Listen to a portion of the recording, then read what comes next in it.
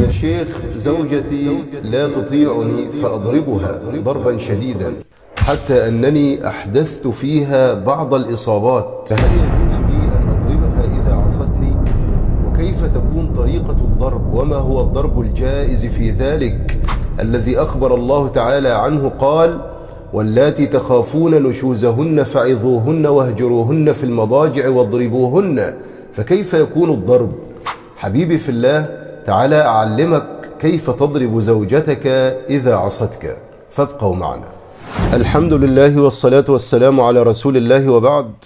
فلا نعلم عقوبة دنيوية أو أخروية محددة في شرع الله لمن يضرب زوجته لغير مسوغ شرعي، إلا أنه فعل محرم كما ذكر السائل.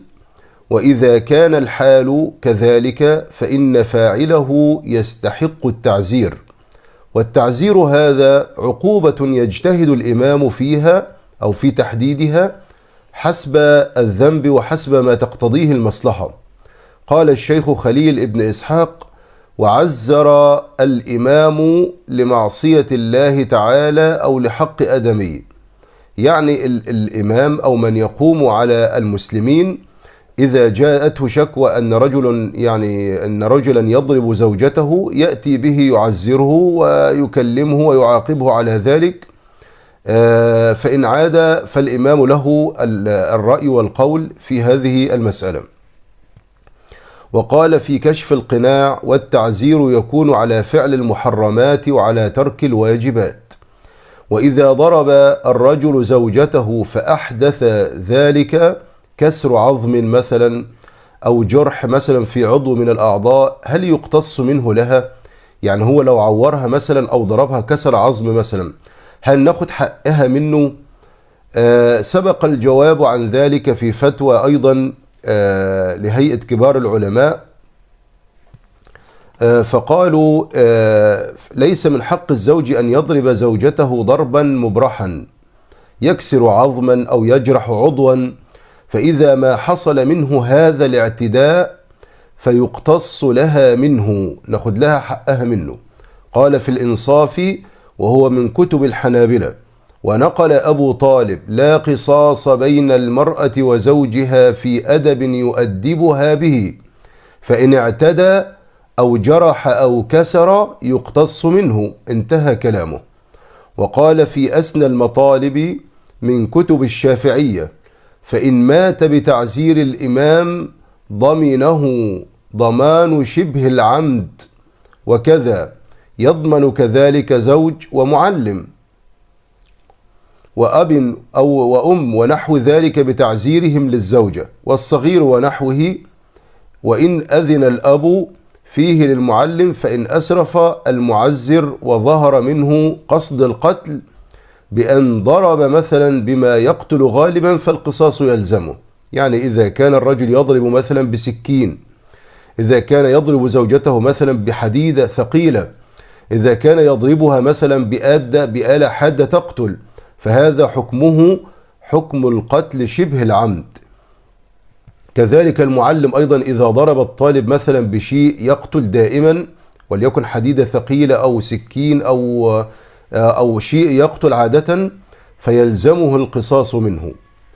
قال وفي مغني المحتاج: ولو أسرف المعزر اللي هو المعاقب مثلا أو ظهر منه قصد القتل تعلق به القصاص أو الدية المغلظة من ماله. قال النووي في المنهاج: وأما إذا أسرف وظهر منه القتل فإنه يلزمه القود إن لم يكن والدا، أو الدية المغلظة من ماله. وتسمية كل ذلك تعزيرا هو الأشهر، وقيل ما عدا فعل الإمام يسمى تأديبا. فالقول الفصل في هذه المسألة يا إخوة أن الإنسان لا يجوز له بحال أن يضرب زوجته ضربا مبرحا يكسر عظما أو يجرح عضوا. والنساء كما قال نبينا صلى الله عليه وسلم عوان عندنا، حينما قال اتقوا الله في النساء فإنهن عوان عندكم، يعني أسيرات. الزوجة ينبغي عليك أن تحفظها وأن تحفظ كرامتها، وأن تحترمها، وأن تقدرها، وأن تذكر أهلها بخير أمامها، وأن تأتي لها بواجباتها عليك وحقوقها لك. كل هذا يجعلها تطيعك ويجعلها لا تعصيك أبدا. أما إن قصرت في ذلك فقصرت في حقوقها، طعامها وكسوتها ومسكنها، كما قال نبينا صلى الله عليه وسلم: حق المرأة على الرجل أن يطعمها مما طعم، وأن يكسوها مما اكتسى، وألا يضرب الوجه ولا يقبح. لا يجوز لك أن تهين امرأتك أو زوجتك إهانة شديدة ككسر عظم مثلا أو جرح عميق في عضو من الأعضاء، فهذا كله نهى عنه شرعنا الحنيف. والنبي صلى الله عليه وسلم لم يكن يضرب زوجاته أبدا. وكيف يكون ضرب النساء في هذه الجزئية؟ الضوابط في هذه المسألة ألا يكون الضرب مبرحا أي شديدا. ما تضربش زوجتك بطريقة يعني وحشية، بل يكون على وجه التأديب والتأنيب ضربا غير ذي إذاية شديدة. يعني تضربها ضرب خفيف كده بحيث ان هو يؤدبها ولا يؤذيها. ألا يضربها على وجهها. ألا يشتمها بالتقبيح، يعني يقول لها ألفاظ مش كويسة، يشتمها بأبوها وأمها والكلام ده كله اللي احنا بنسمعه أحيانا. أن يستصحب أثناء هذه المعاملة نية حصول المقصود من صلاح الزوجة وطاعتها لزوجها، لا أن يكون قصده الثأر والانتقام. أحيانا رجل يضرب زوجته فينتقم، لا، يكون قصدك من هذه المسألة أن أنت تؤدبها فقط، يحصل المقصود فقط، مش أن أنت مثلا تنتقم منها.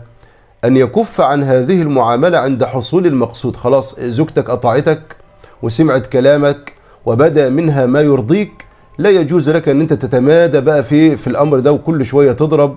والأصل في كل ما قدمناه قوله عز من قائل: الرجال قوامون على النساء بما فضل الله بعضهم على بعض وبما أنفقوا من أموالهم، فالصالحات قانتات حافظات للغيب بما حفظ الله، واللاتي تخافون نشوزهن فعظوهن واهجروهن في المضاجع واضربوهن، فإن أطعنكم فلا تبغوا عليهن سبيلا، إن الله كان عليا كبيرا.